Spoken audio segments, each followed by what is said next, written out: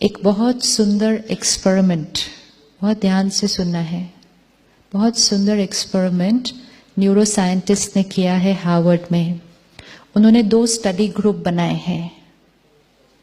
एक study group को कहा गया कि 5 दिन हर रोज 2 घंटे पियानो बजाना है। 5 दिन हर रोज 2 घंटे पियानो बजाना है। और एक स्टडी ग्रुप को कहा गया हर रोज 5 दिन 2 घंटे सिर्फ मन में पियानो बजाना है। इन्होंने उंगलियों से पियानो बजाना है और दूसरे ग्रुप ने मन में उंगलियों से पियानो बजाना है।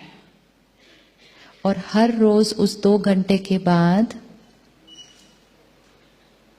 ब्रेन में उसका क्या असर पड़ रहा था वो देखा गया।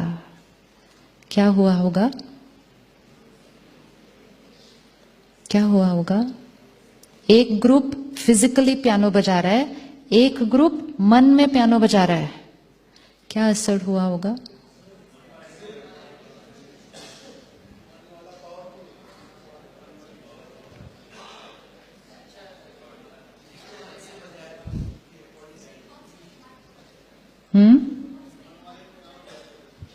एक ग्रुप फिजिकली पियानो बजा रहा है, एक ग्रुप सिर्फ याद कर रहा है, मन में पियानो बजा रहा है।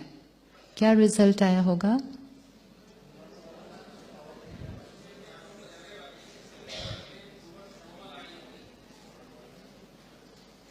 मैं आपको एग्जैक्ट वर्ड्स देती हूं उसके scientific. It says the brain area in both the cases grew significantly in size. Using the technique of TMS, it was found that there was little or no difference between the brains of those who played the piano physically and those who played the piano in the mind. Conclusion is, the brain and the body cannot differentiate between the real and the imaginary. The brain and the body cannot differentiate between the real and the imaginary. किसी के साथ आप physically connect हो या किसी को सिर्फ मन से याद करो, इफेक्ट आत्मा पर, ब्रेन पर और बॉडी पर सेम होने वाला है। किसी को आज आप डांटो या किसी को सिर्फ मन से डांटो,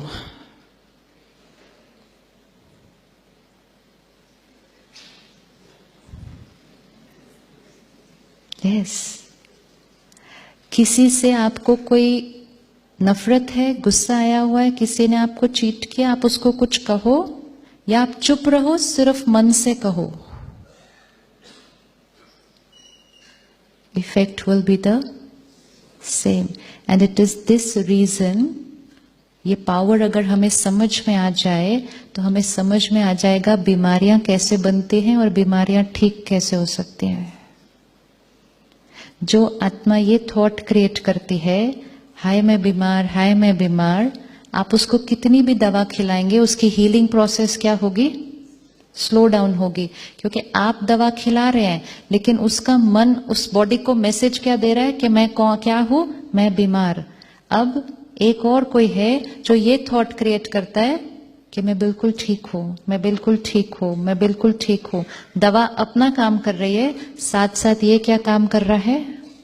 It does not differentiate between the real and the imaginary. वो उसको वो थॉट देना शुरू कर देगा और वो शरीर का जो अंग है वो ठीक होना शुरू हो जाएगा।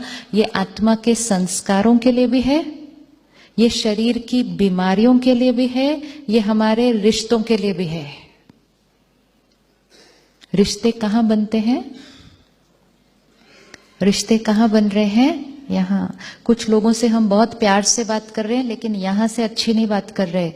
It can not differentiate between real and imaginary.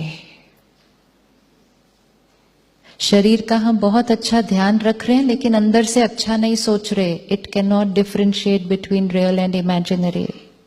हर चीज रिकॉर्ड होती जा रही है। अब अगर हम यहां से परमात्मा की शक्ति लेना शुरू कर दें तो यहाँ की थॉट प्रोसेस क्या होने लग जाएगी?